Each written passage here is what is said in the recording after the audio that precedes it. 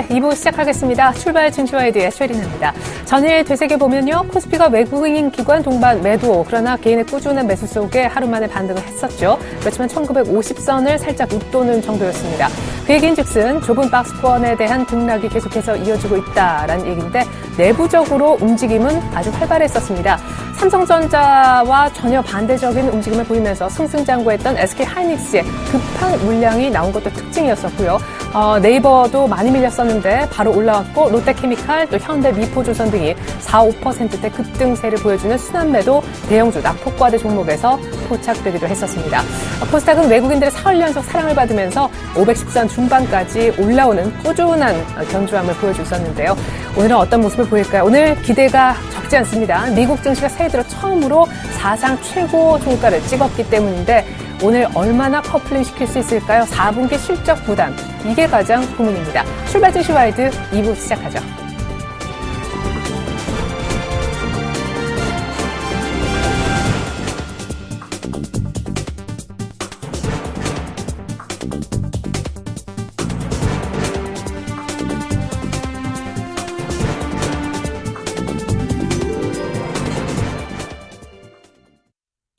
리뷰 앤 프리뷰의 시간부터 가져보겠습니다. 전일장 강보합세 정도로 끝이 났었는데 개별 종목 위주로 많이 움직였던 것 같고 오늘은 미국의 신고가를 낸 상황에서 전문가들은 어느 정도 시장 추가 상승에 대해서 기대치를 보여주고 있을까요? 같이 한번 살펴보겠습니다. 먼저 리뷰입니다. 네, 최승 차장은 일본에 발목 잡혔다 하셨는데 아마 글로벌 펀드 자금으로 봤을 때는 일본과 우리나라 충분히 롱숏 전략을 구사한다라고 봤을 때 일본을 사고 한국을 조금 덜 사거나 파는 그런 모습을 볼 수 있겠죠. 정영훈 팀장님은 글로벌 지표 구조 속에 1950선이 회복됐다. 김혜란 연구원님은 외국인 기관 동반 매도 속에 상승폭은 미미할 수밖에 없었다. 한 7포인트 남짓 유가증권 기준으로 올랐었죠. 김현겸 팀장님은 지수보다는 개별 종목 장세가 계속됐다 하셨고 안상현 팀장님은 미국의 실적 발표, 이제 전일 기준으로 봤을 때는 JP모건, 웰스파고 등 금융주의 첫 스타트가 쾌조를 보였었는데요. 이쪽에서 분위기가 좋으면서 반등이 그래도 있었다 하셨습니다. 자, 오늘장 어떻게 될 건지 일단 최승 차장님은 엔달러가 다시 104엔대로 갭으로 상승을 하면서 다시 한번 엔저에 관련된 경계 모드가 형성이 돼 있다 하셨고요. 정영훈 팀장님은 미증시가 신고가를 내며 상승했기 때문에 투자 심리가 개선되며 추가 상승을 충분히 예상해 볼 수 있겠다 하셨습니다. 김혜란 연구원님은 여전한 박스권 속에 개별 종목 순환매장이 될 거다 하셨고 김현겸 팀장님은 아까 비슷한 의견을 주셨었는데요. 외국인의 수급이 결국 시장 방향성을 결정할 거다 하셨습니다. 안상현 팀장님은 미국에서 지표와 실적 발표가 좋았기 때문에 충분히 기대 가져볼 수 있겠고 분할로 한번 사보자 하셨네요. 여러 가지 의견이 나왔습니다만 오늘은 동부증권 마포지점 김현겸 팀장님 연결해서 자세한 얘기 들어보겠습니다. 안녕하세요. 네, 안녕하세요. 네, 개별 종목 장세, 지수는 박스권인데 시장의 방향성은 결국 외국인의 수급이 결정한다라고 의견을 주셨습니다. 한 가지 궁금한 거는 미국 증시 신고가인데 우리가 실적 부담 안고 있는 상황에서 얼마나 커플링 오늘 시킬 수 있다고 보시는지요? 저는 미국 시장과는 좀 별개로 보아야 된다고 생각이 되고요. 그 이후에는 이제 아까 말씀드린 그 수급이 가장 중요한데 아직까지 수급이 그렇게 긍정적인 상황은 아니다라고 생각을 합니다. 시장을 판단을 하실 때요. 최근에 이제 외국인들이 그렇다고 우리 시장을 떠나는 그런 상황은 아니라고 보고요.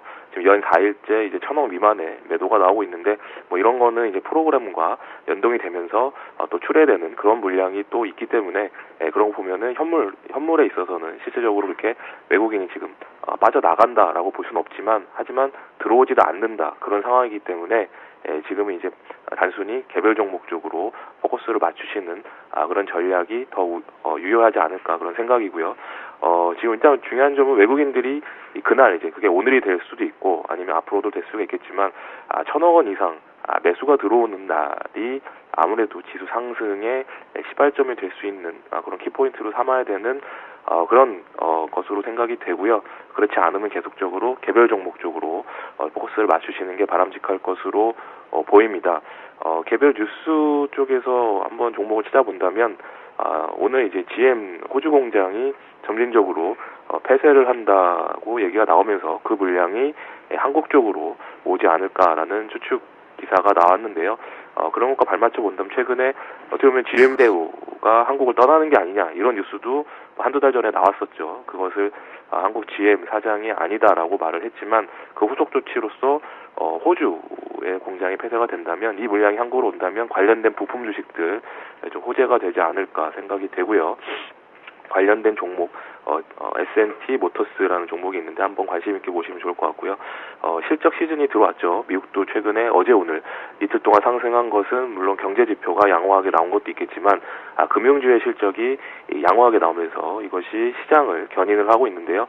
우리 시장은 반대로 4분기 실적에 대해서 최근에 경기 관련 민감주 쪽에서는 계속적인 가이던스가 하향이 나오고 있죠. 또한 우리나라의 대표 주식인 삼성전자가 4분기 어닝이 좋지 않게 나왔기 때문에 이것이 시장의 발목을 잡고 있는 것이 아닌가 생각이 됩니다. 그렇기 때문에 일단 경기 관련 민감주들은 실적 발표가 나오기 전까지는 좀 보수적인 방향, 그다음에 올라왔을 때는 비중을 일부 줄이는 그런 전략이 더 낫지 않을까. 그리고 오히려 실적이 나오고 나서 그리고 이제 충격받는 종목도 있겠고요. 의외로 너무 우려보다는 실적이 잘 나오는 종목도 있을 것으로 보이는데 그때가 경기 관련 민감주의 비중을 늘릴 시기가 아닌가 개인적으로 생각을 하고요.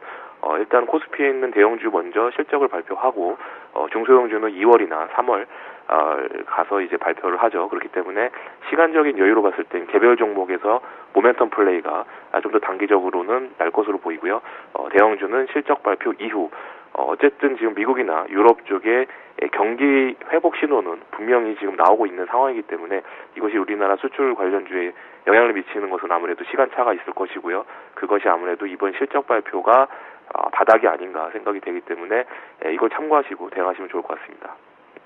무엇보다 미 증시 오늘 신고가 냈지만은 우리 증시 큰 기대 추가 상승에 대해서 걸지 않으셨고 외국인 현물에서 적어도 한 1,000억대 정도는 연속적으로 사줘야 된다 하셨습니다. 경기 민감 수출 대형주들은 일단 실적 발표 이전까지는 보수적으로 보자. 원래 이제 내수주를 계속해서 보자고 얘기해 주셨던 분이시죠. 지금까지 동부증권 마포지점 김영겸 주식팀장님의 의견 들어봤습니다. 오늘장 전략 미리 감사합니다. 네, 감사합니다.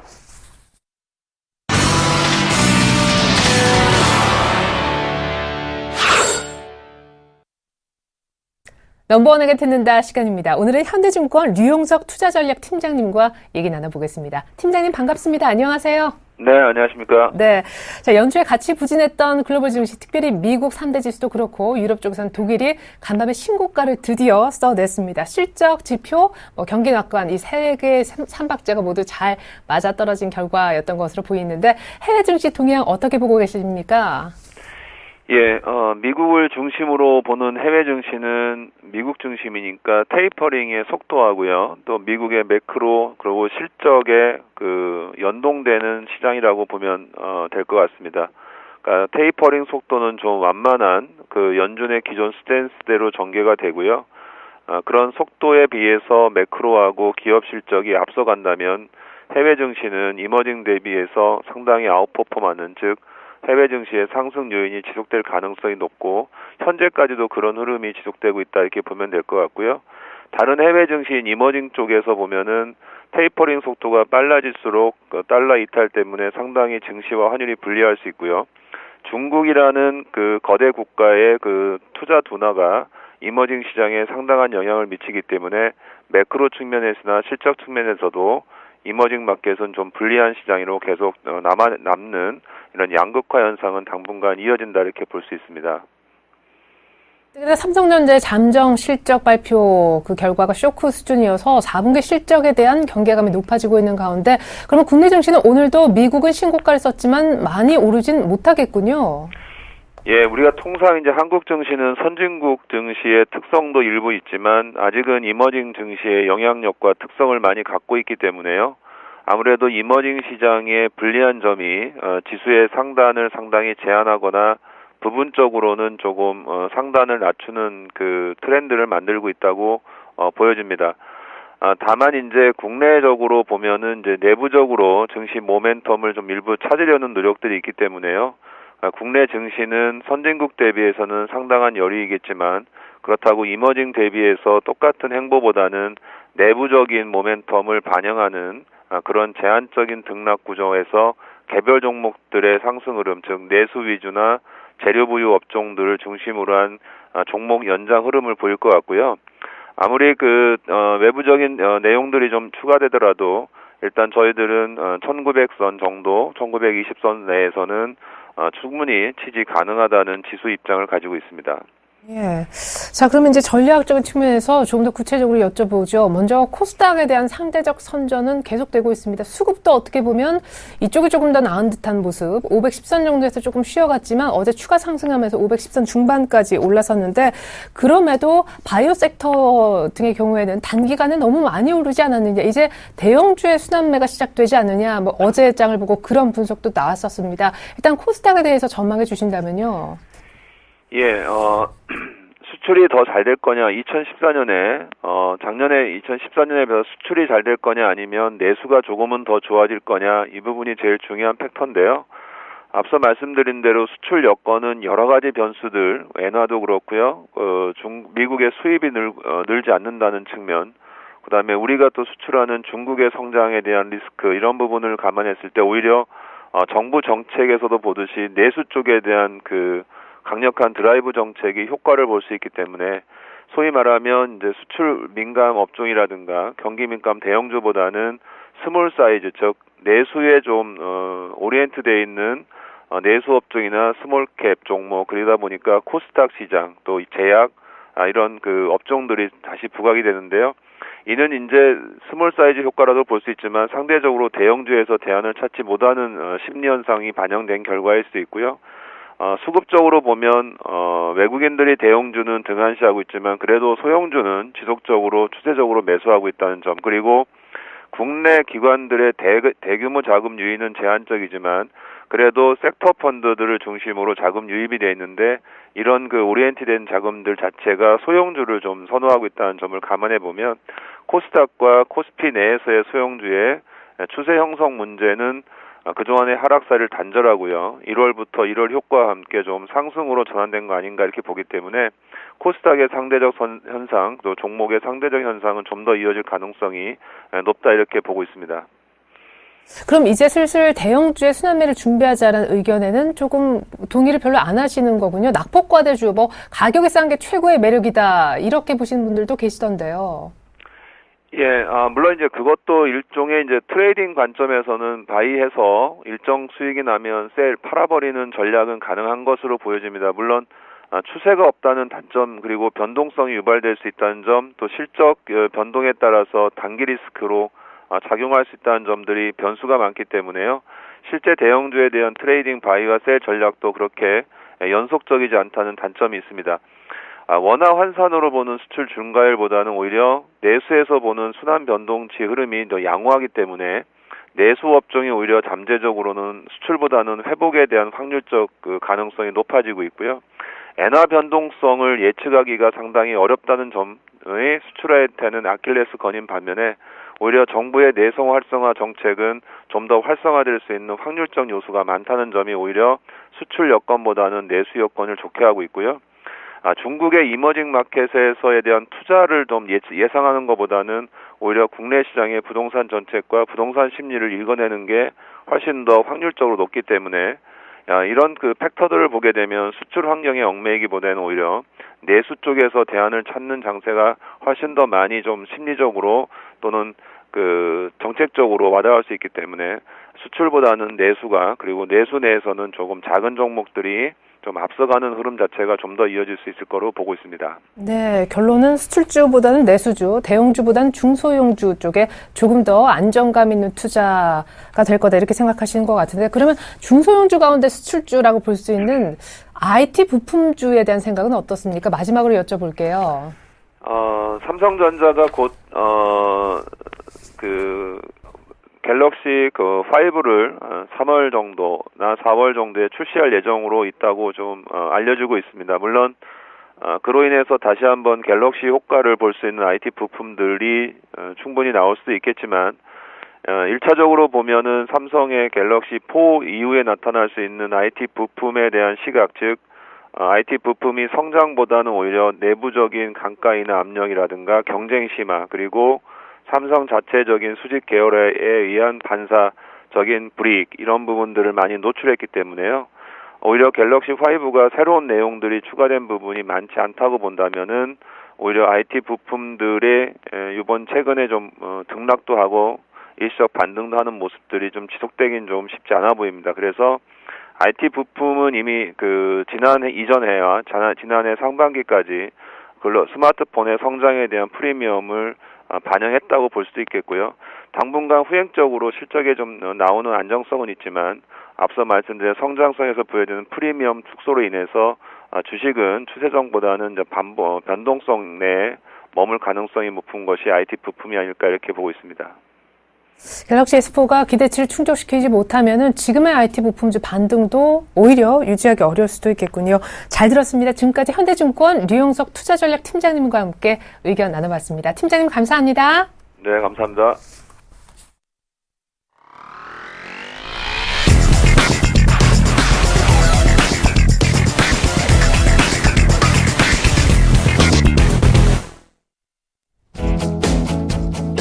예, 안녕하세요. 김영준입니다. 이제 동시효과를 지금 진행을 할 건데요. 이제 금일장이 상승할 수 있을지, 하락할지, 이 부분에 대해서, 먼저 제가 보는 시장의 에너지는, 60% 정도. 그러니까 60%라는 게 이제 무슨 얘기냐면 상승은 하긴 하되, 뭐 강력한 상승은 아니다라는 거죠. 그러니까 50% 정도면 이제 보합 정도를 얘기를 하는 거고, 40% 정도는 마이너스권을 얘기를 하는 건데, 60%라는 것은 강력하게 상승하는 건 아니지만 상승은 할 수 있다라고 일단 볼 수가 있습니다. 제가 이렇게 보는 이유 중에 첫 번째 이유는 뭐라고 보시면 되냐면 일단은 이제 최근에 이제 계속적으로 나타나는 게 이제 글로벌 증시의 강세입니다. 어제 같은 경우에 미국이 미 증시 세 군데 모두, 그러니까 나스닥 그리고 다우 그리고 S&P 500 모두가 이제 사상 최고치 공신이 나왔고요. 유럽 쪽도 굉장히 강한 상승을 좀 보였다라고 일단 보고, 유럽 역시도 5년 8개월 만에 최고치를 기록했다라는 것이 일단 긍정적인 요소입니다. 근데 여기서 우리가 좀 기억해야 될 부분이 좀 있을 것 같습니다. 지금 선진 증시는 강한데 이머징 마켓 쪽의 증시들은 좀 약하다는 거죠. 그래서 과거부터 좀 나타났던 현상들이 선진 증시와 이머징 마켓의 지금 대리 현상들이 좀 확실하게 나타나고 있다. 이런 부분들은 결국은 이제 국내 증시가 좀 위치가 좀 애매한 상황입니다. 국내 증시가 좀 애매한 상황에서 과연 지금 선진 증시를 따라갈 거냐, 이머징 마켓을 따라갈 거냐, 뭐 다소 좀 중간적인 입장에서 방향이 결정되기 전까지 쉽게 속단하기는 좀 어렵다라고 일단 볼 수가 있습니다. 전일 이제 미국 증시가 강세를 보였던 이유 중에 하나라고 일단 볼 수 있는 게 결국 이제 연준의 경기에 대한 평가입니다. 경기에 대한 평가가 완만한 확장세, 그러니까 더딘 완만한 확장세라는 얘기에서 조금 더 한 단계 상향 조정한 거죠. 그래서 지금 분명하게 지금 미국 경기가 확장세로 진입하고 있다라는 얘기를 연준에서 지금 얘기를 해주고 있는 거죠. 지금 제가 이제 계속적으로 시황을 말씀드리면서 가장 중요하게 봐야 되는 올해 화두가 이런 얘기를 드렸죠. 어떨 때는 유동성 논쟁이 나타납니다. 그러니까 결국은 글로벌 유동성의 축소, 미국의 유동성 팽창 속도의 완화, 뭐 이런 부분들이 계속 되면서 한편에는 불안 심리를 줄 거고요. 어떨 때는 그런 부분들을 좀 조용히 잠재우고서 경기가 좋다라는 얘기를 계속적으로 할 겁니다. 그러니까 경기가 좋을 때, 그러니까 경기라는 부분이 부각될 때는 지수가 반등을 할 거고요. 지수가 올라올 거고요. 그리고 유동성에 대한 논쟁이 다시 불거지면은 또 지수가 이제 조정을 받는 폭이다. 최근에 이제 미국이 이제 가파르게 조정을 좀 받았던 상황에서 다시금 이제 경기라는 부분이 부각되면서 지수가 반등을 하는 모습. 그러면서 항상 우리는 지금 혼란스럽습니다. 경기를 봐야 되는지 유동성에 대한 부분을 봐야 되는지. 근데 어떤 측면에서 접근하시면 될 것 같냐면 경기에 대한 부분은 그때그때 나올 수밖에 없는 상황이, 그러니까 유동성에 대한 얘기는 그때그때 나올 수밖에 없기 때문에 많이 빠지면 경기의 부분이 확대된다고 보시면 될 필요가 있습니다. 그리고 또 국내 증시가 강하게 상승 못하는 이유 중에 또 하나가 IT하고 자동차의 약세입니다. IT 같은 경우는 지금 현재 전반적인 지금 환경들이 좀 좋지 않은 상태이고요. 자동차 역시도. 근데 두 업종 모두 공통되게 나타나는 현상은 환율에 대한 부분하고요. 그리고 성장성에 대한 한계가 노출된 겁니다. 결국 스마트폰의 성장성이 최고치까지 올라왔기 때문에 여기서 추가적으로 강한 성장이 나오지 못한다면 성장성의 한계가 노출됐기 때문에 이런 부분들이 부담스럽다라고 일단 볼 수가 있을 것 같습니다.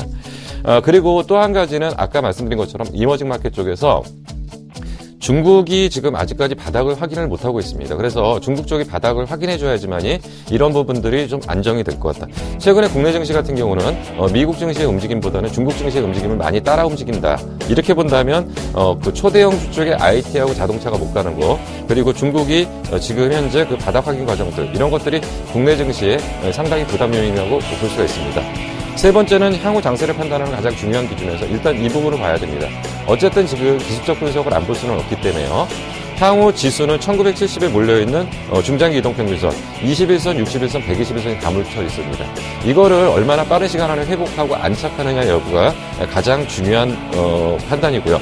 그리고 환율 같은 경우에도 지금 집중적으로 보셔야 될 부분이 있습니다. 우리가 이제 그 폐장을 하고 13년 12월 31일 날 정확하게 환율이 어디까지 내려갔냐면 1045까지 내려갔다가 지금 다시 1060까지 반등을 해줬는데, 어쨌든 환율은 달러는 강달러로 진행된다고 봐야 되기 때문에 원달러 대비 달러에 대한 부분은 부담스럽지 않지만 결국은 엔화 약세는 지속될 걸로 일단 보실 수가 있습니다. 자, 그리고 이제 그 종목을 좀 말씀드릴 건데, 제가 최근에 이제 말씀드렸던 종목이 두 종목입니다. 누멘스하고 동국 SNC인데요. 두 종목 다 바닥에서 얘기 드린 상태에서 지금 한 7, 8% 정도 상승을 하거나 3, 4% 정도 상승을 했던 패턴들인데, 먼저 누멘스 잠깐 차트 좀 보면서 말씀드리겠습니다. 지금 현재 바닥에서 이 정도에서 이제 얘기가 됐고, 여기서 이제 한번 조정을 받고 올라왔고, 어제 같은 경우에는 수급적인 측면에서 그 외국인과 기관이 상당히 많은 물량을 샀습니다. 어제 외국인이 한 35만 주 정도 샀고요. 기관이 어제 한 10만 정도 들어오면서 이제 바닥에 대한 확실한 탈피 과정을 보이는데, 지금 누멘스 같은 경우는 지금 12,000원대 정도의 지금 저항을 받고 11,000원대 정도의 저항을 받고 있다고 보는데, 11,000원 정도 돌파하면은 12,000원 정도까지는 가볍게 올라올 수 있다. 누멘스가 상승하는 가장 큰 이유는 LED TV에 UHD TV 뭐 이런 거에 지금 수혜가 지금 예상된다라고 보는 거고요. LED 실적 구조에 따른 본격적인 그 지속적인 영업 환경이 개선되고 있다. 뭐 이렇게 볼 수가 있습니다. 그래서 지금 그 누멘스 같은 경우는 지금 오늘 같은 경우는 다시 매매를 하셔도 될 것 같습니다. 지금 가격대라도 크게 무리가 없기 때문에 이 정도에서도 크게 받아가셔도 뭐 크게 문제는 없을 거라고 일단 판단이 되는데, 결국 이제 이런 종목들을 조금 올라왔다고 해서 매매를 조금 멈추시는 순간에 이런 것들이 한 단계 레벨업하는 그런 흐름을 보일 수가 있다고 볼 수 있습니다. 그리고 이제 또 동국 SNC도 지난 시간 때 잠깐 말씀드렸는데, 지금 차트 잠깐 보여드리겠습니다. 차트가 지금 크게 양봉을 한번 뽑아내고, 그리고 나서 이제 이동평균선 밀집 구간에서 지금 앞부분의 저항을 지금 받고 있다. 동국 SNC 역시도 지금 대규모는 아니지만은 기관과 외근의 쌍끌이 매수가 지금 이어지고 있습니다. 동국 SNC를 바라보는 두 가지 포인트는 뭐냐면, 결국 올해 확실하게 실적 턴 어라운드 할 거다라는 거고요. 올해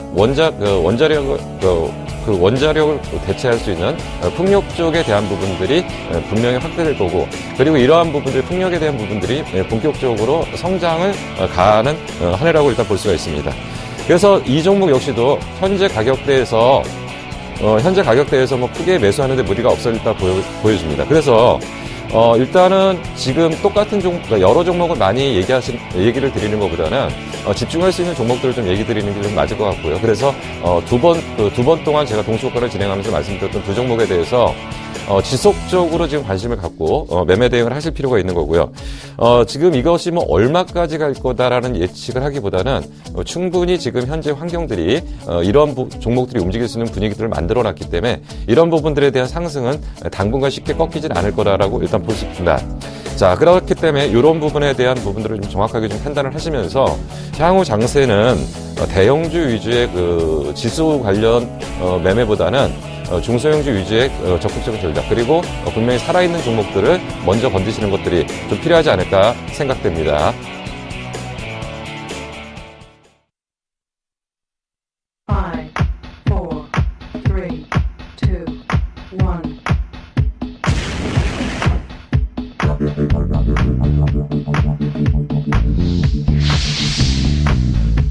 시장에 숨겨진 동력을 발굴한다. 옐로우칩 중심의 초과 수익을 목표로 저 김용준이 여러분의 계장 멘토가 되어드리겠습니다. 예, 지금 이제 장이 막 시작했고요. 거래소 지금 한 3포인트 정도 올라갔고요. 그리고 코스닥 지금 2.19% 정도 올라갔습니다. 오늘도 역시 거래소가 올라오긴 하지만 잠깐 아침에 말씀드린 것처럼 무슨 얘기를 좀 드렸냐면 대형주가 올라와봐야 좀 한계가 있을 거다. 그래서 많이 올라오진 못할 거다라고 일단 보여지는데 지금 삼성전자가 한 지금 4,000원 정도 올라왔는데요. 삼성전자 4,000원 정도 올라왔고, 예, 현대차 한 100원 정도 올랐고요. 그리고 지금 현재 뭐 크게 특징적으로 보이는 것들은, 내수주 쪽의 부분들이 조금 더 강하다라고 일단 볼 수가 있습니다. 뭐 네이버 같은 경우가 지금 한 1.3% 정도 올랐고요. 그리고 이제 롯데쇼핑, 그리고 LG생활건강, 이런 것들이 이제 거의 다 내수주 관련 쪽이고, IT 관련 쪽에 대한 부분, 그리고 수출 관련 쪽에 대한 부분들은 뭐 크게 강하게 지금 상승하고 있지는 못하다라고 일단 볼 수가 있습니다. 오늘 좀 수급적인 측면에서 봐야 될 게 어떤 측면이냐면, 지금 최근에 지수를 끌어올렸던 쪽이 이제 프로그램 비차익 쪽이라고 한다면, 최근에 매도가 나오는 쪽이 어떤 쪽이냐면 프로그램 비차익 쪽에 매도가 나오고 있는데, 결국 이쪽에서 수급적인 부분을 악화시키지 않느냐를 좀 잘 보셔야 될 필요가 있습니다. 그래서 오늘 외국인들이 파생과 연결해서 지금 또다시 어떤 선물을 뒤흔드는 그런 상태가 나타나는지, 그런 부분들을 좀 잘 파악하셔야 될 필요가 좀 있다라고 일단 보여집니다. 코스닥 종목 잠깐 흐름들 좀 보겠습니다. 셀트리온 같은 게 좀 강한 움직임을 보이는데, 오히려 이제 코스닥 쪽에서는 내수주의 대표적인 종목인 CJ 오쇼핑이나 이런 것들이 좀 하락폭이 좀 나타나네요. 근데 아직까지는 거래량이 크지 않기 때문에 크게 의미는 없어 보입니다. 그리고 이제 CJ ENM 같은 게 좀 오늘 좀 강한 모습을 좀 보여주고 있고요. YG엔터 역시, 그러니까 엔터 쪽 관련 쪽이나 이런 쪽에 대한 부분들이 좀 강하게 좀 움직이고 있다라고 일단 볼 수가 있습니다. 자, 그리고 일단은 지금 오늘 시장을 말씀드린 것처럼 크게 상승한다라고 보기보다는 웬만큼 올라오는 어떤 흐름들을 좀 볼 수가 있다라고 볼 수가 있습니다. 제가 이제 말씀드렸던 종목을 잠깐 좀 정리를 하고 하겠습니다. 지금 동국 SNC가 좀 세게 나오네요. 한 3% 정도 올라서 지금 나오는데요. 지금 동국 SNC가 지금 3% 올라가면서 지금 서서히 자리를 탈피하려고 하는 모습을 보이기 때문에 긍정적인 일단 모습이라고 판단이 됩니다. 그리고 이제 누멘스 역시도 워낙 이게 이제 시가총액이 어느 정도 있는 종목이기 때문에 아침에 바로 치고 나오진 못하지만 지금 현재 흐름들 긍정적인 모습을 보입니다. 결국 이 두 종목들 이런 쪽의 어떤 방향을 잡고서 향후 장세에 좀 대응을 하셔야 될 필요가 있고요. 지금은 지수를 올라간다 내려간다라는 부분에 너무 연연하실 필요가 없이 종목에 좀 집중하는 그런 흐름이 좀 필요하지 않을까 생각이 됩니다. 제가 준비한 수는 여기까지고요. 저는 다음 주 목요일 날 다시 찾아뵙도록 하겠습니다. 예, 감사합니다.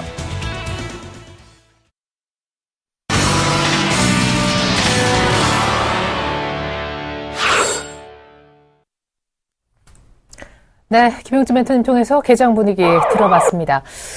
결국에는요, 미국 증시 우리가 급락할 때 선전했었죠. 그리고 어제 미국 증시 반등 보고도 많이 못 올라서 강보합 정도에 그쳤었는데, 미국 증시 신고가 냈다고도 많이 오르진 않습니다. 0.1%대, 0.2% 정도 코스피는 상승해서 여전히 1950대, 코스닥이 오히려 약간 수익률은 더 좋아 보입니다. 518선까지 바짝 다가섰습니다.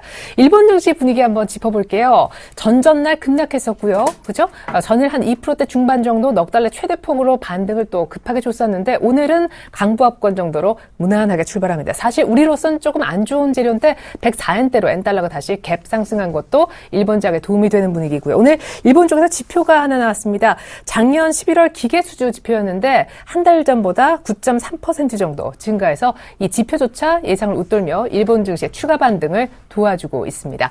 외환시장 분위기 알아보죠. 1,060원대 어제까지 연속적으로 오르면서 진입을 했었는데 말이죠. IBK 투자증권 윤영교 연구원님 연결해서 들어보겠습니다. 안녕하세요.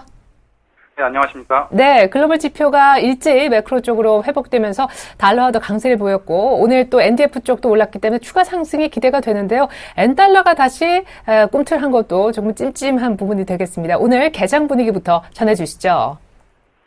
네, 미국 주요 경제 지표가 호조를 보이면서 달러화는 다시 강세를 보이고 있습니다. 12월 미국 소매 판매 지수가 기상 악화에 따른 소비 부진 우려를 털어내며 전월 대비 0.2% 증가세를 이어간 것으로 나타나 미국 GDP의 70%를 차지하는 소비 흐름이 여전히 긍정적임을 반영했고요. 어제 간밤에 발표된 1월 베이지북에 따르면 12개 지역 연방은행이 대부분 현재 경제 활동과 향후 전망에 대해 긍정적인 시각을 내놓으면서 미국 경기 회복세가 당분간 이어질 것임을 예고했습니다. 이에 따라 이달 말에 예정돼 있는 1월 FOMC에서 자산 매입 규모 축소가 추가로 이루어질 것이라는 기대감이 생기면서 달러화는 강세를 보여 현재 달러 유로 환율은 전일보다 소폭 하락한 1.36달러 안팎에서 거래가 이루어지고 있고요. 103엔대로 하락했던 엔달러 환율은 다시 104엔대로 올라섰습니다. 미국 경기 회복에 따른 달러 강세는 서울 외환시장에도 반영되고 있습니다. 지난주 한국은행 금융통화위원회를 앞두고 1,070원대까지 급등했다. 금통위 이후 다시 1,050원대로 하락하는 등 변동성이 심했던 원달러 환율은 1,060원대에서 상대적으로 안정을 찾아가는 듯한 모습입니다. 간밤 여기 NDF 시장에서 원달러 환율은 전일 서울 외환시장 현물환 종가 대비 2.2원 상승한 1,067원에 최종 호가됐는데요. 다음 주 월요일로 예정돼 있는 중국 GDP 발표가 예정돼 있어 시장 참여자들의 관망세를 유도할 것으로 전망되는 가운데 그간 1,060원대에서는 꾸준히 달러 매도 물량이 유입되고 있어 달러 강세에도 빠른 환율 상승은 쉽지 않을 것으로 전망됩니다. 따라서 오늘 서울 외환시장에서 원달러 환율은 1,060원 중반대까지 상승할 것으로 예상됩니다만 상승 속도는 제한적일 것으로 전망합니다. 네, 그래요. 제한적 상승 1,060원대 후반 정도까지만 내다보셨네요. 지금까지 IBK 투자증권 윤영교 연구원님의 외환시장 동향 이야기였습니다. 잘 들었습니다. 네, 감사합니다.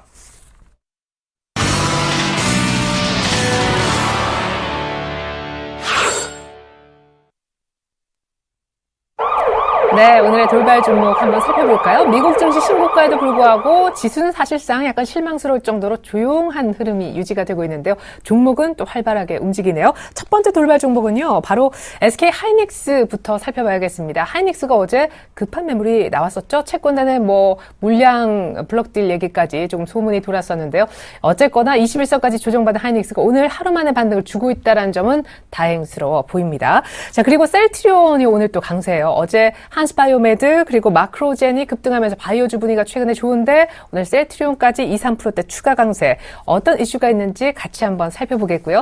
세 번째 종목으로는 동양증권을 한번 뽑아봤습니다. KB금융에서 인수를 부인했다고 하네요. 이런 소식이 들려오면서 동양증권 악재가 돼 주가가 조정을 보이고 있습니다. 이렇게 세 가지 돌발 종목 분석을 압구정으로 나가서 듣겠습니다. 유진투자증권 압구정 지점에 계시는 정승현 과장님, 안녕하세요. 네, 안녕하세요. 네, 돌발 종목 SK 하이닉스부터 분석 부탁드립니다. 어제는 왜 이렇게 많이 빠졌던 거예요? 네.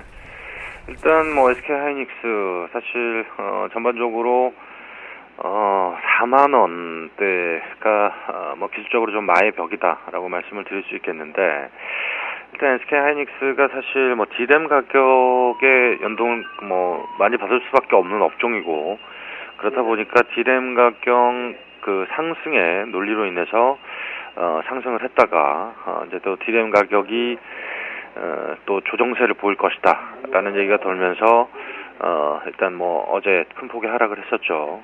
여러 가지 루머들, 삼성전자 D램 캐파 추가 증설 루머, 그리고 채권단 물량 출회 가능성, 이런 부분들로 5% 가까이 조정을 받았는데, 일단 오늘 아침부터 외국인의 매도 창구도 모건 스탠리가 가장 많이 뜨고 있고, 그리고 소폭이나마 매수 창구로도 외국의 창구가 뜨고 있는데, 일단 제가 봤을 때는 SK 하이닉스가 전 고점을 뚫고 또 4만 원을 다시 돌파하는 과정은 상당히 힘들 것이다라는 부분들을 저는 말씀을 드리고 싶습니다. 지금 기술적인 위치 자체도 21선에 걸려 있는 그런 모습인데, 여기서 지지를 하느냐 지지하지 못하느냐에 따라서 아마 상승 추세가 이어질 것이냐, 아니면 단기적으로 매물 추세가 좀 더 나올 수 있지 않을까, 이런 갈림길에 서 있는 상황인데, 지금은 SK 하이닉스를 들고 계신 분들은 차익 실현 관점에서 보시는 게 맞을 것 같습니다. 그리고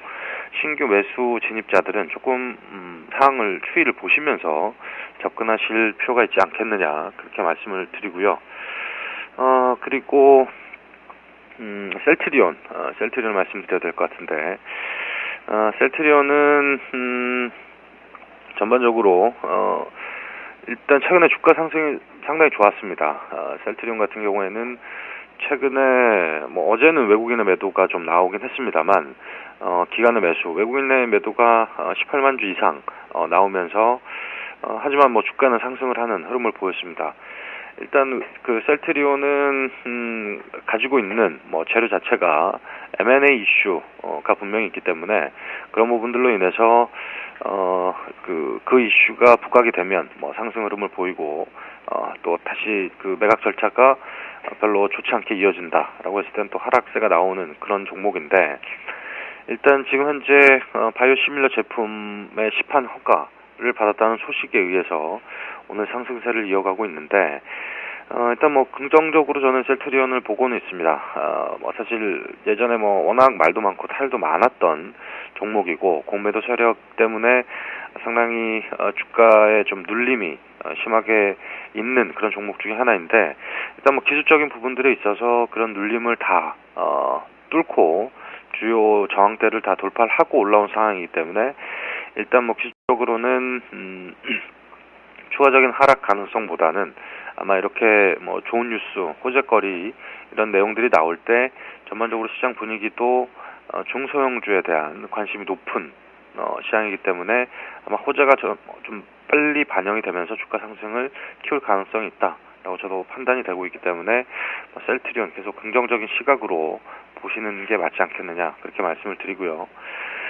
그리고 마지막으로 동양증권이죠. 동양증권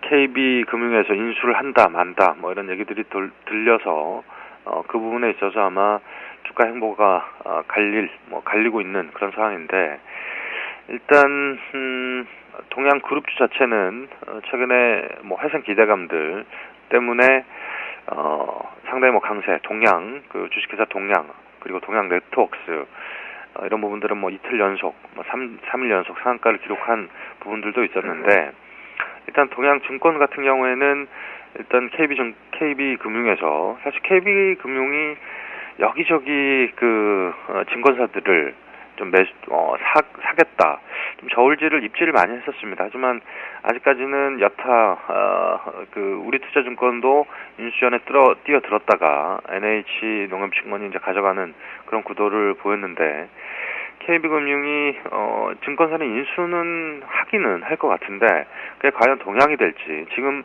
증권사 매물이 워낙 많기 때문에 일단 동양증권도 제값을 받고 팔기에는 좀 힘들지 않을까라고 보여지기 때문에 결국 어떤 회사가 동양증권을 가져가느냐 하지만 제값을 주고 그리고 빨리 M&A가 진행되면서 가져갈 가능성은 낮다라고 보이기 때문에 M&A 이슈로 동양증권을 산다라는 점은 저는 별로 추천드리고 싶지 않은 이유입니다. 그렇기 때문에 일단 뭐 투자적 관점에서 보시기보다는 뭐 그냥 결국 그 지금 증권사의 업황과 그리고 증권사 매물이 워낙 많기 때문에 그런 관점에서 투자의 논리로는 별로 적합하지 않다라고 보시고 그냥 일단 동양 사태에 대한 뭐 추이 정도로만 보시는 게 저는 맞지 않을까라고 말씀드리면서 정리해드리겠습니다.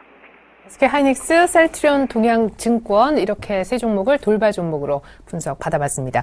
계속해서 이 시각 이슈 및 테마 업종 추가 분석을 좀 들어볼 텐데요. 전문가 한 분을 더 모셔봤습니다. 샘플러스 정동욱 멘토 스튜디오에 나와주셨습니다. 안녕하세요. 네, 안녕하세요. 네, 썬데이토즈가 표절 논란 때문에 상당히 좀 급하게 올랐다가 또 요 며칠 빠졌었는데 오늘 일단 반등이 좀 보여지는 것 같고요. 엔터주 쪽을 좀 모아서 봤으면 좋겠어요. YG엔터가 1분기 사상 최대 실적 기대된다라는 소식이 있고 무엇보다 너짜 뭐 뉴스에도 나오더라고요. 뭐 3D 애니메이션, 뭐 미국 개봉관이 3,500개 가까이 된다는데 레드로버가 오늘 갭 상승했네요. 네, 그렇습니다. 첫 번째로 뭐 말씀드릴 종목은 이제 썬데이토즈라는 그런 기업입니다. 네. 일반인들이 많이 아시는 게임인 뭐 애니팡을 런칭했던 그런 기업이다 이렇게 말씀을 드릴 수가 있을 것 같은데 우회 상장을 통해서 우회 상장이라고 표현하기 보다도 이제 다른 방법으로 상장을 했었는데 지금 썬데이토즈 같은 경우는 특히나 이거래일 전에 많은 하락을 보였습니다. 그렇지만 전일장 조금 우려감이 좀 불거졌던 전일장이었었는데 역시나 캔디 크러쉬라는 이런 모바일 게임을 표절했다 이런 논란에 휩싸이면서 전일장 오히려 뭐 급하게 하락을 하다가 장 막판으로 갈수록 힘을 발휘하면서 오히려 양봉으로 끝나는 이런 사례를 볼 수가 있었는데 썬데이토즈 개인적으로 생각을 했을 때 사실상 저 썬데이토즈 예전에 한번 이 시간을 통해서 그때는 사도 된다 이렇게 말씀을 드렸던 적이 있을 것 같습니다. 네, 많이 오르기 전에. 예, 그렇습니다. 네. 그렇지만 이미 최근에는 단기에 너무 급등하지 않았느냐 저는 이렇게 판단을 하고 있습니다. 그리고 아직까지 모바일 게임 중 표절에 대한 구체적인 뭐 판결이나 이러한 법안 등이 없습니다. 그렇기 때문에 지금 뭐 표절 시비에 붙었다고 하더라도 썬데이토즈 큰 타격은 없을 것으로 것으로 뭐 회사 자체에 큰 타격은 없을 것으로 전망이 되고 있는데 제가 우려감을 말씀드리고 싶은 게 역시나 캔디 크러쉬라는 게임과 굉장히 유사하다면 기존에 저는 모바일 게임을 하지는 않고는 있지만 캔디 크러쉬라는 게임을 저도 알 정도로 지금 유저들 사이에서는 굉장히 선풍적인 인기를 얻고 있다 이렇게 말씀을 드릴 수가 있는데 유사한 게임 그러니까 먼저 선점을 했던 캔디 크러쉬 유저가 과연 애니팡2로 이전이 될 가능성이 큰지 그것은 좀 의문이다 저는 이렇게 말씀을 드리고 싶습니다. 네. 그렇기 때문에 지금 기대감 애니팡2 기대감에 의해서 단기간 동안 급하게 상승을 했기 때문에 만약에 뭐 캔디 크러쉬 유저가 애니팡2로 급격하게 이전된다면 썬데이 토즈 또 한 번 상승이 가능하겠지만 그렇지만 우려감 또한 존재한다 이렇게 말씀드리면서 역시나 보유자의 영역으로 보유하신 분들은 절반 이상 현재 시점에서 좀 매도를 하는 전략이 옳지 않을까 저는 이렇게 말씀을 드리도록 하겠습니다. 그리고 두 번째 종목은 이제 YG 엔터인데 YG 엔터 최근에 뭐 상승세가 조금 무섭다 이렇게 말씀을 드릴 수가 있을 것 같습니다. 역시나 중소형 개별주 장세 특히나 코스닥 지수가 상승세를 보이면서 YG 엔터테인먼트도 역시나 상승세를 보여주고 있는데 YG 엔터는 뭐 두 가지 모멘텀이 있는 것으로 풀이되고 있습니다.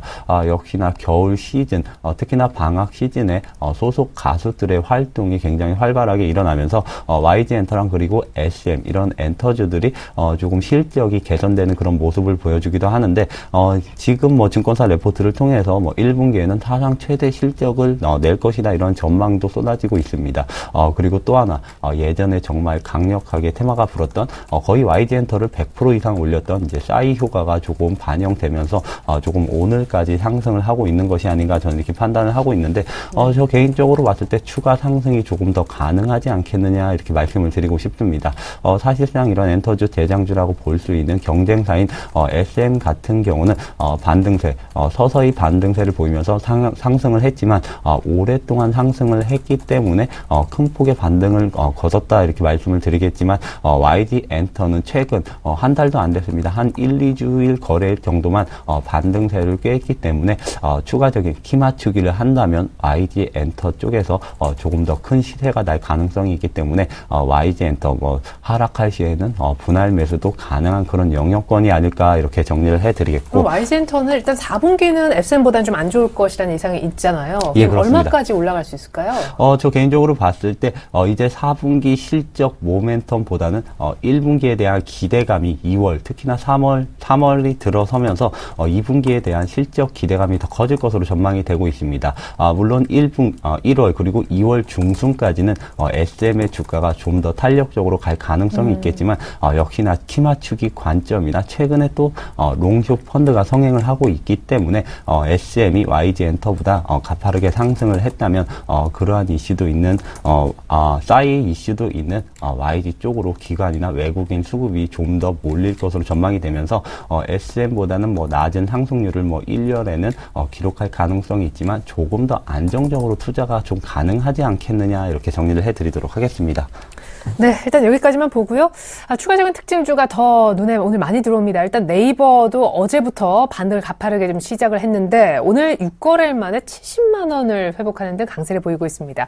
태양광주도요. 제 옆에 조금 전에 도움 말씀 주고 계셨던 우리 정동훈 멘토님도 상당히 좋게 보셨던 그런 섹터 탑2도 얘기를 해주셨던 기억이 생생한데 이번 주에 폴리실리콘 가격이 또 한 4% 정도 올랐다고 하죠. 오늘 또 태양광주 더 반짝반짝 빛나는 듯합니다. 현대건설도요.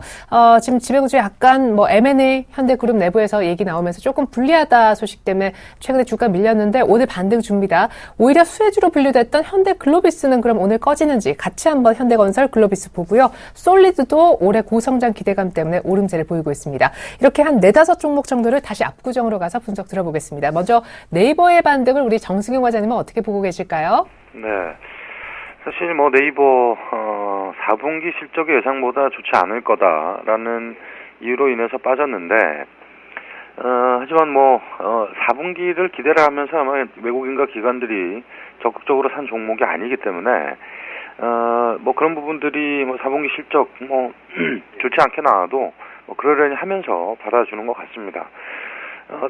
다시 낙폭과대에 따른 반발 매수가 유입이 되면서 70만 원을 빠르게 회복을 하는 모습을 보여주고 있는데 일단 최근에 목표가를 뭐 100만 원까지 보는 증권사 레포트도 나오고 있고, 그리고 라인의 정상적인 성장세, 현재 뭐 올해 지금 정도 수준이면 그 라인 가입자가 연말에는 거의 뭐 5억 명 가까이 늘어날 가능성이 높다라고 이제 판단이 되고 있기 때문에, 일단 라인을 통한 글로벌 SNS, 그리고 글로벌 기업으로서 해외 시장에 상장을 하겠다라는 의지가 분명히 확고히 네이버도 밝히고 있기 때문에 1, 2년 안에 살 수 있는 글로벌 업체다라는 점을 본다면 충분히 프리미엄을 줘도 되는 기업임에는 분명하다라고 말씀을 드리겠고요. 아마 뭐 네이버 같은 경우에는 뭐 크게 주가는 많이 빠질 것 같지는 않습니다. 뭐 사고 싶어하는 세력들이 워낙 많기 때문에 70만 원, 60만 원 한 중반대 정도 오면은 뭐 무조건 담아야 되는 주식이 아닐까라고 말씀을 드리고요. 그 다음으로는 네이버 다음에 태양광주, 결국 뭐 폴리실리콘 가격이 상승세를 보이면서 오늘 OCI 3% 이상 상승의 흐름을 보여주는데, 일단 올해 태양광주들은 무조건 업황이 개선되는 부분들은 의심의 여지가 없는 부분들입니다. 그렇기 때문에 일단 뭐 관심을 올해 내내 가지셔야 되는 업종 중에 하나다라고 말씀을 드리겠는데, 일단 워낙 지금 뭐 장세 자체가 순환매 장세다, 제가 이틀 전에도 말씀을 드렸는데, 결국 좀 낙폭 가대에 따른 반반 매수가 이어지면 곧 저가 매수가 빠르게 유입되는 모습, 뭐 어제 시장에서도 확인할 수 있었고, 오늘 시장도 태양광주 관련주 위주의 매수 뭐 상승 여력이 보여주면서 순환매적 장세 계속적으로 이어지고 있다라고 말씀을 드리는데, 일단 뭐 그런 관점에서 섹터별로 충분히 낙폭 가대에 따른 저가 매수 유입 기회가 오면 단기 트레이딩 관점에서는 무조건 사둬야 되는 게 아닌가라고 판단이 되고 있고요. 일단 아까도 말씀드렸듯이 업황에 대한 기대감들은 올해 내내 이어지고 있는 부분들이기 때문에 그런 관점에서 태양광주는 계속 관심을 가져야 되는 그런 업종이 아닐까라고 말씀을 드리겠습니다.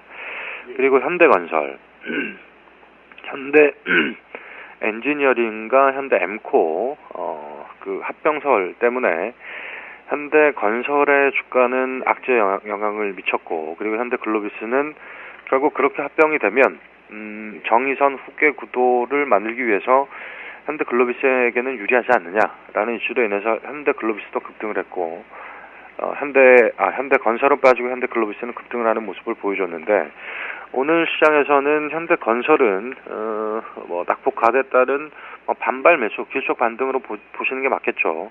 그 이슈는 오늘 뭐 이사회 개최를 해서 정확하게 결정이 나겠지만, 그런 부분들이 시장에 그 현대글로비스에 대한 이슈는 이슈대로 가는 거고, 현대건설은 일정 부분 그 불변의 가치다, 일단 자산 가치 자체는 불변의 가치다라는 점으로 봤을 때는 일단 NAV 그리고 북밸류는 따져줘야 되지 않느냐, 이런 논리로 인해서 저가 매수가 유입이 되는 것 같고요. 일단 시장에 관심이 있는 만큼 현대건설과 현대글로비스 어떤 식으로 주가의 흐름을 보일 건지 면밀하게 관찰할 필요가 있지 않겠느냐, 그렇게 판단이 되고 있고요. 그리고 다음으로는 태양광주, 그 다음에 현대건설, 그 다음에 솔리드죠. 마지막으로 솔리드인데, 사실 솔리드 주가 올해 작년 내내 상당히 좋은 흐름을 보였습니다. 성장에 대한 기대감들 계속적으로 이어지고 있는 현재 진행형인 그런 종목 중에 하나다라고 말씀을 드리고 싶은데, 작년 연말부터 해서 주가가 거의 한 50% 이상 급등을 하는 모습을 보여주고 있습니다. 올해도 아마 여러 가지 성장성에 대한 이슈들은 현재 진행형인 그런 종목이다라고 말씀을 드리고 싶은데, 일단 통신 장비 업체들 사실 몇 개 남아 있지 않습니다. 우리나라에서 그런 부분들 때문에 독점, 그리고 솔리드에 대한 쏠림 현상 이런 부분들이 이어질 가능성이 높다라고 보여지고 있기 때문에, 사실 이 주식이 통신주라는 게 사실 예전에는 그 성장주라고 우리가 얘기를 하지 않았죠. 보통 경기 방어주다 이렇게 얘기를 많이 했는데, 이 종목 같은 경우에는 그런 방어적인 성격을 뛰어넘어서 올해는 큰 성장을 이뤄낼 가능성이 높다라고 판단이 되고 있기 때문에, 작년에 아직까지 4분기 실적은 나오지 않았습니다만 전체적인 썸으로 150억 정도 영업이익을 낼 가능성이 높아 보이고요. 올해는 200억 원 충분히 넘어갈 것이다라고 예상이 되면 지금 현재 시가총액 한 1,300억 정도 수준이라고 봤을 때는 올해 한 200억 정도 기준으로 본다라고 했을 때는 밸류에이션 한 6, 7 정도밖에 안 나오는 그런 상황이기 때문에 충분히 밸류에이션 매력도 있는 상황이다라고 보시면 일단 올해 고성장에 대한 기대감들과 밸류에이션 매력도까지 본다면 일단 좋게 보시면서 매매 전략 세울 필요 있는 그런 종목이라고 말씀을 드리겠습니다. 솔리드 통신 장비 업체 분석까지 들어봤습니다. 아까 레드로버 얘기만 열심히 하고 분석을 제가 못 들은 것 같아가지고요. 레드로버 지금 신고가 나는데 향후 전망 어떨지 또 지금 매수하기 너무 비싼 건지 한번 밸류 메리트도 체크를 해보겠습니다. 그리고 테마 두 가지가 오늘 좀 강해 보여요. 3D 프린터 테마는 어제 이미 좀 급등했었고 SMAC과 모아텍은 전일 이미 가격 제한폭까지 올라 끝났는데 오늘도 전반적으로 분위기가 심상치 않습니다. 비트코인주도요. 오늘 같이 좀 올라옵니다. 이미 매커스는 상한가에 들어가 있는 상태거든요. S에너지까지 같이 한번 살펴보죠. 정동훈 멘토님, 레드로버. 예, 그렇습니다. 레드로버 전일장에 뉴스에도 나왔었는데 지금 미국에서 넛잡이 스크린수를 3,500개 가량 확보를 했다 이러한 기사가 나오면서 오늘 신고가를 갈아치우는 그런 행진을 보여주고 있습니다. 그렇지만 지금 제 화면에 차트가 지금 잠깐 안 나오는 관계로 개인적으로 보셔야 될 것 같은데 넛잡이라고 말씀드리기보다는 이제 레드로버의 주가 차트를 잠깐 보시면 지속적으로 상승을 보여왔습니다. 역시나 넛잡이 기대감에 의해서 최근에 조금 가파르게 상승을 했다 이렇게 말씀을 드릴 수가 있을 것 같은데 이러한 영화 관련 흥행 기대감에 의해서 상승하는 대부분 주들이 역시나 기대감이 팽배해졌을 때 신고가였지 이제 역시나 스크린 수를 많이 확보했다고 하더라도 흥행 부진에 대한 우려감이 항상 남아있는 상태다. 이제는 이렇게 말씀을 드리고 싶습니다. 그렇기 때문에 이제 레드로버 접근은 정말 신중히 해야 된다 이렇게 말씀을 드리고 싶습니다. 사실상 저 개인적으로도 관심이 굉장히 많아서 오늘 아침에도 좀 물어봤습니다.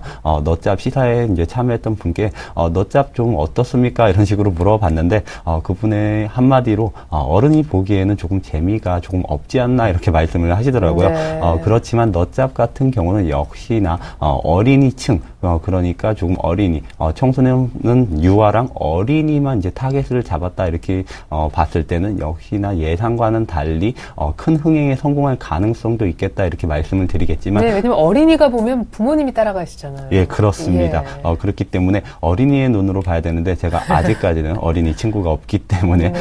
그 얘기를 못 들어봤습니다.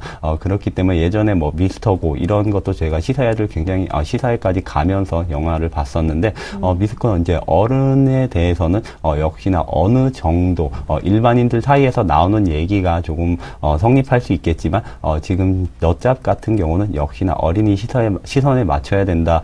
이런 불확실성이 조금 상존하지 않느냐 이렇게 말씀드리면서 레드로버 신규로 접근을 조금 자제해보자 이렇게 말씀을 드릴 수 있을 것 같고 네. 역시나 그렇지만 흥행 성공 기대감 그리고 스크린수 17일날 개봉하는 것으로 알고 있는데 가장 많은 스크린을 확보했다고 합니다. 그에 따라서 기대감과 그리고 흥행 기대감 두 가지가 맞물리면서 추가 상승도 조금 가능할 것으로 전망이 되면서 보유자분들은 역시나 절반 이상 차익 매도하고 나머지 절반은 기대감에 의해서 조금 더 가져가 보는 그런 전략을 좀 실시해야 될 때가 아닌가 이렇게 말씀을 드리도록 하겠고 네. 그 다음은 이제 S에너지라는 종목입니다. S에너지 제가 태양광에 대해서 설명을 드렸을 때 대형주 중에서는 탑픽은 OCI다 이렇게 말씀을 드렸었고 중소형주 중에서는 S에너지가 탑픽이다 항상 누누이 이 말씀을 드렸었습니다. 네. 그 이유 중에 하나가 S에너지 태양광 업황이 굉장히 안 좋았을 때에도 흑자를 기록을 했던 그런 사업부를 가진 회사다 이렇게 말씀을 드릴 수가 있을 것 같은데 역시나 일본에 진출을 해 있습니다. 그런데 일본 본격적으로 지진 사태 이후 태양광 설치 발전을 굉장히 급속도로 늘리고 있다 이렇게 말씀을 드릴 수가 있을 것 같은데 올해부터 S에너지 좀 시장 점유율이 확대될 것으로 전망이 되고 있습니다. 그에 따라서 S에너지 올해 대폭으로 실적이 개선될 것으로 전망이 되고 있는데 제가 지금 수치가 기억이 안 나고 있는데 전년 대비 100% 이상의 성장은 정말 보수적으로 봤을 때도 무난하다 이렇게 말씀을 드리고 싶습니다. 올해 예상되는 올해는 실적 대비 S에너지 제가 PR로 봤을 때 현재 주가가 많이 상승을 한 상태이지만 아직까지 뭐 8배, 7배 수준밖에 되지 않는 상태다 이렇게 말씀을 드리면서 S에너지 중소형 태양광 관련주 중에서 가장 안정적이고 가장 큰 시세를 낼 수 있는 그러한 종목이다 이렇게 정리를 해드리도록 하겠습니다. 그다음 말씀드릴 거는 뭐 제이시엄, 뭐 TPC를 비롯한 이런 3D 프린터 관련주 그리고 비트코인 관련주에 대해서 좀 말씀을 드리려고 합니다. 3D 프린터가 어제 왜 살아나기 시작했나요? 역시나 CES 관련돼서 역시나 인텔에서 3D 프린터 진출을 하겠다 이런 말도 나왔고 역시나 이제 박근혜 대통령 정부 정책에 의해서 정부 수혜도 입을 것이다 이러한 전망들이 나왔습니다. 그리고 또 한 가지 삼성전자에서 뭐 50조 투자설이 나오기도 하면서 3D 프린터 관련주 전일장 정말 상한가를 가는 종목이 많았었는데 오늘은 다소 보합권에서 움직이려는 그런 모습을 보여주고 있습니다. 저는 사실상 2013년 12월에 들어서 이제 3D 프린터 테마는 끝나지 않았느냐 저는 이렇게 생각을 했었는데 역시나 1월 휴가 중소형 개별주 장세가 오면서 다시 한번 광풍이 불고 있다 이렇게 말씀을 드릴 수가 있을 것 같습니다. 그렇지만 이러한 정부 정책, 뭐 대기업의 투자설 이러한 부분은 모두 주가에 녹아들었다 이렇게 말씀을 드릴 수가 있을 것 같으면서 역시나 절대적으로 접근, 신규 매수는 자제해보자 이렇게 말씀을 드리도록 하겠고 두 번째 뭐 제이시엄, 메커스를 비롯한 지금 비트코인 관련주가 오늘 가장 강한 테마주가 아닌가 싶습니다. 이미 메커스는 상한가를 기록을 했고 지금 뭐 제이시엄 같은 경우도 10% 이상대에서 지금 거래 중에 있는 것으로 알고 있는데 비트코인 관련주 뭐 10배 이상 오를 것이다 이러한 전망들이 나오고 있는데 사실상 지금 너무 과도한 기대감이 아닌가 저는 이렇게 판단을 하고 있습니다. 지금 제이시엄 같은 경우는 다시 한번 전 고점을 넘어서 신고가를 기록하는 신고가 행진을 기록하고 있다 이렇게 말씀을 드릴 수가 있을 것 같은데 저는 지금 말씀드리고 싶은 게 코스닥 지수가 살아나면 일반적으로 테마주가 기승을 부리는 게 맞습니다. 그렇지만 시간이 지날수록 이제 테마 장세에서 실적 장세로 변하는 것이 조금 역사적으로 봤을 때 일반적이다 이렇게 말씀을 드릴 수가 있기 때문에 1월 한 달 동안만 좀 테마주에 대해서 단기 트레이딩 관점으로 접근을 하고 역시나 2월이 다가올수록 비중을 조금 줄이는 그런 전략이 필요한 때다 이렇게 말씀드리면서 이제 서서히 비중을 줄일 때다 이렇게 말씀을 드리도록 하겠습니다. 네. 자, LG전자를 좀 봐야 될 것 같아요. 전일, 전전일 2%대씩 연속적으로 바짝 올라와서 유의 깊게 보고 있었는데요. 4분기 실적이 좀 좋아질 거다. 이런 루머도 돌고 있음에도 불구하고 오늘은 그만 좀 멈칫하면서 조용한 흐름입니다. 이 루머가 사실일 수 있는 건지 전문가로부터 근거가 있으면 좀 들어보겠고요. 네이버가 살아나고 NC소프트도 같이 좀 살아나네요. 최근에 블레이드앤소울 업데이트했다는데 긍정적으로 평가받고 있습니다.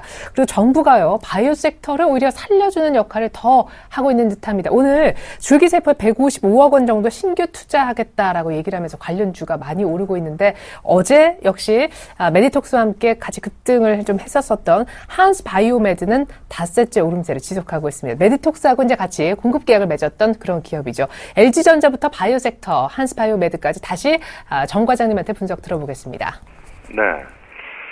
사실 LG전자 뭐 4분기 실적이 좋아진다라는 게 루머로 돌고 있다는 게 좀 안타깝네요. 이게 숫자로 보여줘야 되는 게 기업인데 일단 휴대폰 부분은 아마 2분기까지는 적자가 이어질 가능성이 높다라고 판단이 되고 휴대폰 부분에서 확실히 돌아서지 않으면 실적이 눈에 띌 만큼 좋아지기는 어렵다라고 판단이 되고 있기 때문에 밸류에이션 메리트는 있습니다. 뭐 싼 건 분명한데 지금 뭐 싼 종목들이 워낙 시장에 많기 때문에 성장성이 담보가 되지 않는 종목들은 사다른 논리로 쉽게 뭐 접근할 수 없는 뭐 그런 뭐 시장 분위기이기 때문에 어제 뭐 기간이 적극적인 매수가 들어왔습니다만 일단 좀 더 뭐 추이를 지켜봐야 될 것 같습니다. 뭐 4분기 실적을 확인하고 들어가셔도 늦진 않다라고 말씀을 드리고요. 그리고 NC소프트 중국의 블레이드앤소울이 업데이트 접속자를 늘리는 뭐 서버 증가 업데이트를 했는데 그 부분에 긍정적인 영향 결국 중국 때문에 우려감 때문에 주가가 조정을 받았고 뭐 이상 없다라는 논리로 다시 올라가는 거기 때문에 중국은 계속 진행적일 것 같습니다. 중국 워낙 한번 터지기 시작하면 게임이 중국에서 폭발력이 있기 때문에 그런 부분들 중국에서 매출이 얼마나 빠르게 증가를 하느냐에 따라서 NC소프트 주가의 향방도 결정날 가능성이 높다라고 생각이 들고요. 일단 다시 뭐 기술적인 부분 21선 회복을 하려고 가는 부분들인데 23만 5천 원 정도 회복을 하면 아마 정고점을 또 돌파하려는 시도는 분명히 있을 것 같다라고 보여지기 때문에 일단 뭐 지금 구간에서는 뭐 상승으로 다시 회귀하려는 움직임 좋은 쪽으로 해석을 하는 게 맞다라고 말씀을 드리고요. 그리고 줄기세포 관련주들 최근에 뭐 셀트리온에서 시작된 이 바이오 호재들 전반적으로 바이오 업체들 모든 업체들의 좀 긍정적으로 시너지를 내고 있는 부분들인데 줄기세포 150억 5억 사실 얼마 안 되죠. 얼마 안 되는데 워낙 지금 뭐 중소형주 바이오 매기가 쏠리고 있기 때문에 이것도 호재로 받아들이면서 올라간다. 일단 이런 시장에서는 누려야 맞는 것 같습니다. 이것도 150억 5억 정도 정부가 신규 투자하겠다. 호재로 받아들이는 시장에서는 호재로 받아들이는 게 맞다라고 저는 생각이 들고요. 뭐 그런 논리로 인해서 일단 뭐 거품이 조금 생기더라도 그 거품을 즐기면서 가는 것도 투자의 하나의 전략이다라고 말씀을 드리고 마지막으로 한스바이오메드 공급 계약으로 긍정적인 흐름이 계속 이어지고 있는데 일단 뭐 좋습니다. 어제 뭐 7% 이상 급등을 하고 수주 소식으로 인해서 계속 올라가고 있는데 일단 한번 쉬어갈 타이밍은 왔다라고 정리하면서 말씀을 드리겠습니다. 네. LG전자부터 한스바이오메드까지 특징주는 이 정도로만 이제 살펴보고요. 전략을 좀 들어보겠습니다. 미국의 신고가 난 것 치고 우리는 정말 많이 오르지 않습니다. 1960선 회복도 했다가 지금 여전히 50선대 후반 아주 쬐끔 4포인트 오르는데요. 오히려 520포인트를 향해 가고 있는 건 코스닥입니다. 앞서서 류용석 현대증권에 계시는 투자전략 팀장님은 수출주보다는 내수주, 대형주보다는 중소형주가 나을 것이라고 얘기하신 바 있는데 이제 두 분의 전문가를 모셨으니까 또 추가 의견 한번 들어보겠습니다. 정동훈 멘토님은 어떤 생각 갖고 계세요? 역시나 최근에는 뭐 대형주를 얘기하기보다는 뭐 1분기 안에는 중소형주에 대해서 얘기를 해야 될 것 같습니다. 추세적으로 이런 흐름이 쭉 이어질 수 있을까요? 예, 그렇습니다. 저는 1월 그리고 2월까지는 중소형주 개별주 랠리가 조금 펼쳐질 것이다 이렇게 말씀을 드리고 싶은 게 역시나 앞서 말씀드렸듯이 중소형주 코스닥 장세가 오면 초반에는 테마주들이 기승을 부립니다. 그에 따라서 오늘 장까지도 뭐 테마주들이 뭐 급등하는 그런 사례를 보여주고 있는데 2월 중순으로 갈수록 이제는 실적 장세가 펼쳐집니다. 실적 장세가 근 한 달 동안 펼쳐지기 때문에 2월 그리고 3월 초까지는 중소형 개별주 장세가 펼쳐질 것이다 이렇게 말씀을 드릴 수가 있을 것 같은데 역시나 이제 1월 중순이 넘어선 상태에서 이제는 2월을 대비한 이제는 실적 우량주로 포트 편입을 조금 재편입해야 되는 시기가 아닌가 이렇게 말씀드리면서 테마주를 많이 편승하신 분들은 이제 포트폴리오에서 조금씩 테마주 비중을 줄이면서 실적이 좋고 모멘텀이 있는 그런 개별주로 조금 포트폴리오 구성을 하는 전략이 필요한 때가 아닌가 이렇게 말씀을 드리도록 하겠습니다. 네.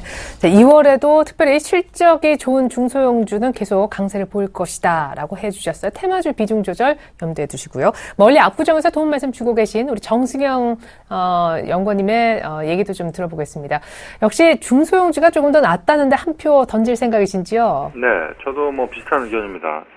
뭐 대형주보다는 중소형주가 맞고요. 그리고 저도 실적이 되는 종목들, 밸류에이션이 되는 종목들이 아마 1월 말부터 해서 갈 가능성이 높다라고 판단이 되는데, 뭐 이유는 간단합니다. 아마 4분기 실적은 3분기보다는 좋아지는 기업들이 상당히 많을 거다. 결국 환율 영향 때문에 스마트폰 부품주가 별로 좋지 않았는데, 아마 확실히 좋아지는 모습을 보여주게 되면 실적 우량주들 당연히 저가 매수 들어오면서 뭐 오늘 분위기도 뭐 인터플렉스라든지 스마트폰 부품주, 뭐 파트론도 최근에 많이 올랐죠. 그런 부분들의 매수가 집중되는 모습은 결국 밸류에이션 메리트 있는 종목 움직일 가능성이 높다라고 판단이 되기 때문에 저 또한 역시 실적주에 주목을 하자라고 말씀드리겠습니다. 자, 중소형 실적주에 주목하자 공통된 전략 받아보면서 두 분과는 인사 나눠야겠습니다. 지금까지 샘플러스 정동훈 멘토님, 유진투자증권 정승영 과장님 도움 말씀 주셨습니다. 수고 많으셨습니다. 네, 감사합니다.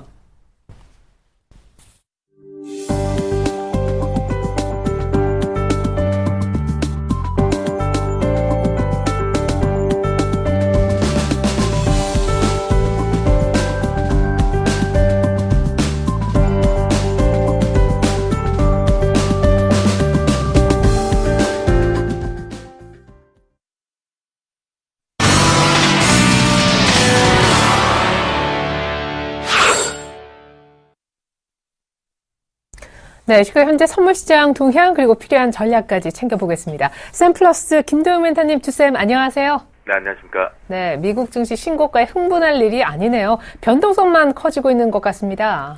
네, 맞습니다.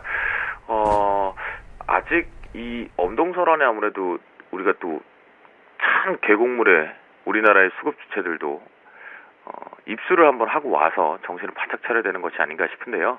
어제 이제 미국 같은 경우에 살짝만 말씀드리면 뭐 다 아시겠지만 실적 부분이 상당히 호조 쪽으로 나오면서 그 호조가 우리나라는 울고 웃는 박달재처럼 좀 좋지 못하죠. 우리나라 입장에서는 경쟁사인 삼성전자에게는 오히려 부정적인 실적 발표였거든요.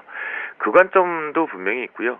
현재 우리나라 시장 가고 싶지만 갈 수 없는 여건들이 다 갈 수 있는 여건을 만들어 놓고 갈 수 없는 여건을 하나 만들어져 있죠.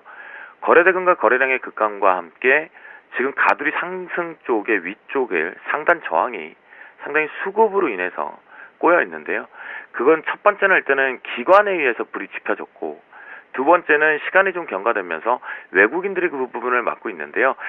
아무래도 이제 어젯밤 9시경부터 북한 쪽이 얘기 언론 플레이가 좀 너무 많아지고 있죠. 그 관점도 없지 않아 있다 계속 불확실성으로 해석되고 있는 것으로 파악이 됩니다. 그러다 보니 가야 될 때 좀 동반해서 가면 좋겠는데 못 가고 있네요. 자, 수급 출발에서도 역시 그 변화를 나타나고 있는데 3거래일과는 분명히 판이하기 다릅니다. 오늘은요. 지금 뭐 1초 변화 추이든 당연하고요. 1분 변화도 매수매도가 반복되고 있습니다. 그런데 또 신규 자금들이 한머리들이 들어왔다 나갔다 열심히 단기 트레이딩을 하고 있는데요. 개인들 매도 우위 쪽으로 지금 잡혀 있고요. 외국인들 매수 우위입니다. 순간적으로 1,000억까지 증가됐던 거 현재 300억대까지 축소됐고요. 기관계 금융투자 쪽도 900억 가까이 근접해서 매도 우위였던 게 200억대로 축소됐습니다. 수신 매도 쪽으로 확대를 시키다가 바로 매수 쪽으로 전환하는 모습이겠고요. 연기금 소폭이지만 매수 우위 쪽에 있습니다. 그만큼 지금 수급도 이러지도 저러지도 못한 상황에서 갈팡질팡을 하고 있는데, 다행인 것은 수급이 순간적인 변화들이 워낙 빨리 나타날 때 주도 수급을 따라서 단기적으로 매수가 보이고 아주 짧게 매도가 보이고 요게 반복되고 있습니다. 저희도 지금 워낙 매매를 안 하는 선물 옵션 방 중에 아마 저희 방처럼 매매를 많이 안 하는 방은 드물 텐데요. 그만큼 위험할지 몰라도 더 안전하고 정확히 분석 한치를 갖고 매매 트레이딩을 하는 방인데요. 그 관점이라고 한다면 저희도 벌써 지금 이 짧은 시간에 세 번째 진입을 들어가 있습니다. 수급이 보이는 대로 대응을 하다 보니까 두 번을 모두 다 성공을 시키고 세 번째도 지금 성공 구간에 들어와 있는데요. 옵션 시장 쪽의 추이를 보면 변화 자체가 그렇게 크진 않습니다. 이게 왜냐하면 풋옵션 쪽에도 추이도 그렇거든요. 그 이유는 선물 시장의 수급이 누적적으로 확정치를 못 잡다 보니까 옵션 쪽에 단기 트레이딩을 하고 싶어는 좋겠는데 들어가도 먹을 잔치가 없다라는 겁니다. 먹을 것이 없기 때문에 현재 이런 증상이 나오고 있고요. 프로그램 현재 베이시스 추이에서 이제 1점대가 좀 넘어가서 어제 마감됐던 그 베이시스 이후에 베이시스가 지금 컨텐코를 깊은 상황으로 좀 만들어 나갈 준비를 하고 있는데요. 앞에도 보시겠지만 차익 쪽에서 매도 출발이 되었고 비차익 쪽에서 매수 출발된 것이 보일 겁니다. 그 얘긴즉슨 특정 베이시스 값이 이제 확정치를 주쌤에게 보여주었는데요. 읽어주었는데요. 그 부분을 뚫어내야지만 차익 쪽도 매수세가 좀 더 들어올 수 있는 상황이고요. 현재 기준점에서 안정적으로 완전히 강한 상승세를 동반시키려고 하면 바로 차익 쪽에 매수 차익 잔고가 구조 밑으로 들어가서 그 규모와 비차익 규모를 가지고 강한 상승세를 동반시킬 수 있는지, 그때 수급의 주도 외국인들이 매수로 들어온다면 아마 원웨이 상방이 그날이 걸릴 날이다라고 말씀 좀 드리겠고요.